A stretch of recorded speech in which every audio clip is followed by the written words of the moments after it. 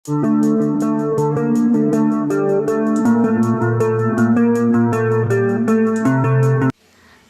Friends, வணக்கம். Welcome back to my channel. இன்றைக்கி நம்ம சேனலில் சூப்பரான க்ளீனிங் வீடியோஸ், அதாவது கிச்சனில் அடுப்பு க்ளீன் பண்ணுறதுலேருந்து வீட்டில் யூஸ் பண்ணுற ஒரு சில பொருட்கள் வரைக்கும் எப்படி க்ளீன் பண்ணலாம், ரொம்ப பளிச்சுன்னு எப்படி க்ளீன் பண்ணலாம் அப்படிங்கிறத இந்த வீடியோவில் ஷேர் பண்ணியிருக்கேன்.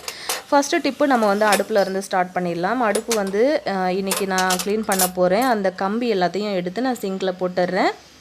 அது வந்து ஊறுற கேஃபில் நம்ம அடுப்பை வந்து க்ளீன் பண்ணிடலாம். இன்றைக்கி ஒரு சின்ன டம்ளரில் வந்து பார்த்திங்கன்னா வினிகர் வந்து எடுத்திருக்கேங்க. வினிகர் மட்டும்தான் நான் இன்றைக்கி எடுத்திருக்கேன் க்ளீன் பண்ணுறதுக்கு. வேறு எந்த பொருளுமோ நான் வந்து லிக்விடோ கூட வந்து ஆட் பண்ணலை. இந்த மாதிரி ஒரு ஸ்ப்ரே பாட்டிலில் வந்து சேர்த்துக்கோங்க. சேர்த்துட்டு நம்ம இப்போ வந்து அடுப்பை க்ளீன் பண்ண ஆரம்பிச்சிடலாம். ஆல்ரெடி நான் வந்து ஷேர் பண்ணியிருக்க வீடியோவில் கூட இது வந்து இந்த டிப்பு நான் ஷேர் பண்ணியிருக்கேன். அடுப்பு வந்து க்ளீன் பண்ணும்போது எப்போவுமே பர்னர் வந்து க்ளோஸ் பண்ணி வைங்க. ஏன்னா அடுப்பில் வந்து க்ளீன் பண்ணும்போது அதில் இருக்கிற அழுக்குகள் வந்து சில சமயங்களில் அந்த பர்னருக்குள்ளே போயிடுச்சு அப்படின்னா நமக்கு சமைக்கும்போது அடுப்பு சரியாக எரியாது. அதனால இப்போ வந்து பார்த்திங்கன்னா இந்த வினிகரை ஸ்ப்ரே பண்ணிவிட்டு ஒரு 2லேருந்து 3 நிமிஷம் கேஃப்லேயே பார்த்திங்கன்னா உங்களுக்கு எவ்வளோ ஸ்ட்ராங்கான அழுக்காக இருந்தாலும் அப்படியே வந்து உங்களுக்கு ரிமூவ் ஆகி வந்துடும். ஃபுல்லாகவே ஊறிடும். பாருங்கள், நான் கை வச்சு தேய்க்கிறேன், உங்களுக்கே தெரியும். இது வந்து நல்லா ஸ்ட்ராங்காக பிடிச்சிட்டு இருந்த டீ கரை எவ்வளோ ஈஸியாக வந்து போயிடுச்சு பாருங்கள். இப்போ வந்து ஒரு துணி வச்சு இதை ஃபுல்லாகவே ஃபஸ்ட்டு வந்து நம்ம தொடச்சி எடுத்துடலாம். க்ளீனிங் ப்ராசஸ் வந்து கொஞ்சம் லென்த்தியாக இருக்கிறதுனால நான் உங்களுக்கு வந்து ஸ்பீட் பண்ணியிருக்கேன், அவ்வளோதான். இந்த மாதிரி ஃபஸ்ட்டு வந்து இந்த மாதிரி ஒரு ட்ரை கிளாத் வச்சு தொடச்சி எடுத்துகிட்டு அதுக்கப்புறம் சிங்கில் வாஷ் பண்ணி ஈர துணி போட்டு இந்த மாதிரி தொடச்சிட்டிங்க அப்படின்னா உங்களோட அடுப்பு வந்து ரொம்ப க்ளீனாக பளிச்சுன்னு ஆகிடுங்க. அந்த ஷைனிங் வந்து இன்னும் சூப்பராக இருக்கும்.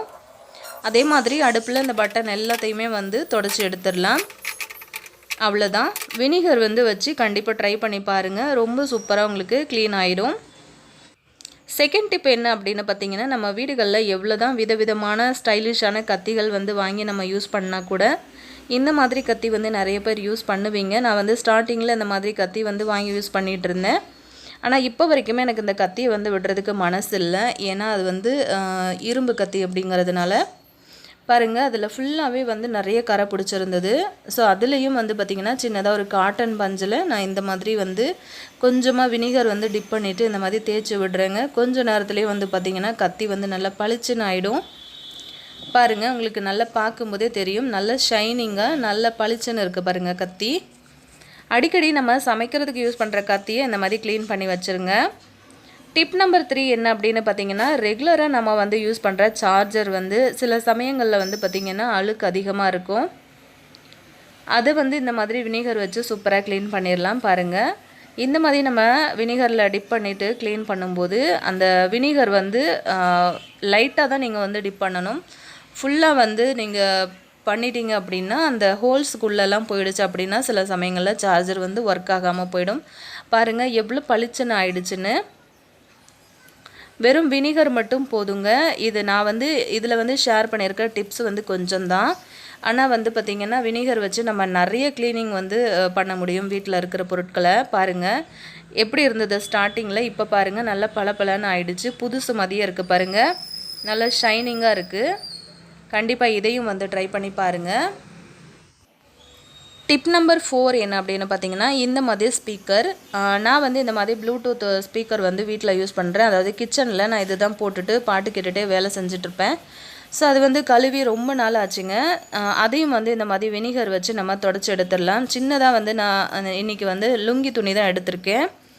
அதுலேயே லைட்டாக வந்து நீங்கள் வினிகரை தேய்ச்சிட்டு ஒரு 2-3 நிமிஷத்துக்கு ஊற வச்சுட்டு அதுக்கப்புறம் நீங்கள் துடைக்க ஆரம்பிச்சிட்டிங்க அப்படின்னா உங்களுக்கு அந்த அழுக்கெல்லாம் போயிட்டு நல்லா சூப்பராக வந்து க்ளீன் ஆகிடும். இதை வந்து நீங்கள் நார்மலாக நம்ம வந்து பாத்திரம் கழுவுறதுக்கு யூஸ் பண்ணுவோம்ல ஸ்க்ரப்பர், அது வச்சு கூட நீங்கள் யூஸ் பண்ணி க்ளீன் பண்ணலாம். நான் இன்றைக்கி வினிகர் வந்து எந்த அளவுக்கு க்ளீன் பண்ணி கொடுக்குது பாருங்கள் அப்படிங்கிறதுக்காக தான் நான் இன்றைக்கி வெறும் துணி மட்டும் வச்சு க்ளீன் பண்ணி காட்டுறேன். சூப்பராக ஒர்க் ஆகுது பாருங்கள், பளபளன்னு இருக்குது. டிப் நம்பர் 5 என்ன அப்படின்னு பார்த்தீங்கன்னா, இந்த மாதிரி நம்ம அதிகமாக பவர் பேங்க்லாம் யூஸ் பண்ணுவோம்ல, அதுலேயும் வந்து ஒயிட்டில் வந்து யூஸ் பண்ணும்போது இந்த மாதிரி நிறைய கரை கையிலே அப்படியே தெரியும். உங்களுக்கு கையில் வச்சுருக்கும் போதே கரை வந்து இருக்கிறது அப்படியே தெரியும். ஸோ அதையும் வந்து இந்த மாதிரி நீங்கள் துணி வச்சு வினிகரில் டிப் பண்ணிவிட்டு இந்த மாதிரி தொடச்சி விட்டுக்கலாம்.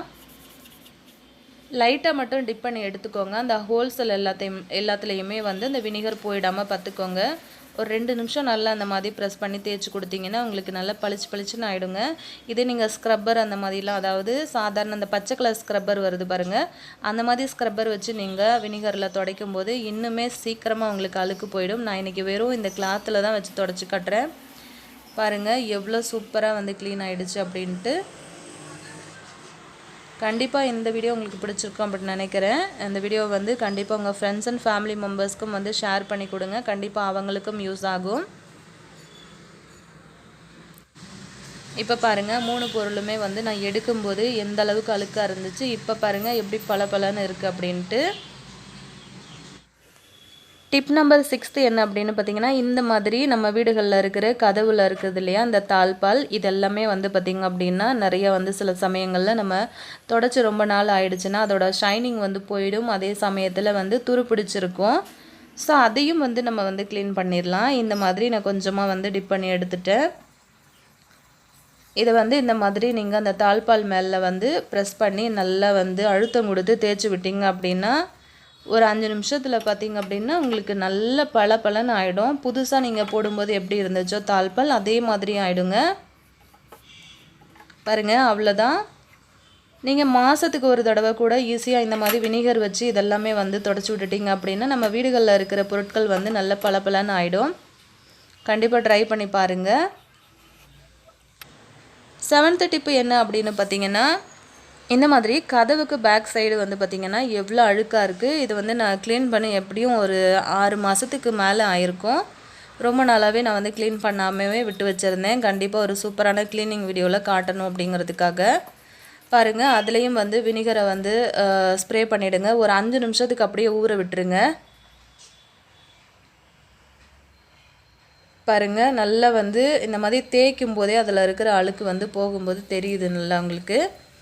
இதையும் வந்து அந்த கிளாத்தே வச்சு நான் ஈஸியாக வந்து தொடச்சி எடுத்துக்கிறேங்க. பாருங்கள் எவ்வளோ அருமையாக வந்து க்ளீன் ஆகி வருது. நம்ம சோப்போ ஜெல்லோ எதுவுமே வந்து சேர்த்துக்கல, வெறும் வினிகர் மட்டும்தான் சேர்த்துருக்கோம். உங்களுக்கு பார்க்கும்போதே தெரியும் அந்த கதவு வந்து எப்படி இருந்துச்சு, இப்போ பாருங்கள் எப்படி இருக்குது அப்படின்ட்டு. நல்லா தேய்ச்சி விட்டுட்டு அதுக்கப்புறம் வந்து ஒரு ஈரமான கிளாத்து வச்சு நீங்கள் தொடச்சிட்டிங்க அப்படின்னா உங்கள் கதவு வந்து நல்லா பளிச்சுன்னு ஆகிடுங்க. பாருங்கள் அவ்வளோதான், முடிஞ்சிருச்சு. கண்டிப்பாக ட்ரை பண்ணி பாருங்கள், உங்களுக்கு நல்லா டிஃப்ரெண்ட் தெரியும். 8th டிப் என்ன அப்படின்னு பார்த்தீங்கன்னா, நம்ம வீடுகளில் இருக்கிற பாத்திரம் கழுவி அடுக்கிற ஸ்டாண்டு வந்து கண்டிப்பாக சீக்கிரத்தில் துருப்பிடிச்சிடும். அதுவும் நான் சிங்குக்கு மேலே வச்சுருக்கிறேன். எப்படி வந்து அந்த தண்ணி படும்போது சீக்கிரமாக துரு வந்துடுது பாருங்கள். அதையும் வந்து கொஞ்சமாக வினிகர் வந்து டிப் பண்ணிவிட்டு இந்த மாதிரி தேய்ச்சி விடும்போது பாருங்கள் அந்த துருக்கரை எல்லாமே வந்துருச்சு. பாருங்கள் அந்த ஸ்டாண்டு நல்லா பளிச்சுன்னு ஆயிடுச்சு. கண்டிப்பாக இதே மாதிரி க்ளீனிங் டிப்ஸு கிச்சன் டிப்ஸ் எல்லாமே வந்து பார்க்குறதுக்கு நம்ம சேனலை சப்ஸ்கிரைப் பண்ணிக்கோங்க. உங்கள் வீட்டில் வினிகர் இருந்துச்சு அப்படின்னா கண்டிப்பாக இன்றைக்கே கூட நீங்கள் இந்த டிப் எல்லாமே வந்து ட்ரை பண்ணி பார்த்துட்டு கமெண்ட்டில் வந்து எங்கிட்ட ஷேர் பண்ணிக்கோங்க. எல்லா பொருட்களையுமே பளபளன்னு சூப்பராக ஆக்கிடலாம். ஆல்ரெடி நம்ம போட்ட கிச்சன் டிப்ஸு க்ளீனிங் வீடியோஸ் எல்லாம் நான் டிஸ்கிரிப்ஷனில் லிங்க்கில் கொடுக்குறேன். கண்டிப்பாக செக் பண்ணுங்கள் ஃப்ரெண்ட்ஸ். தேங்க்யூ.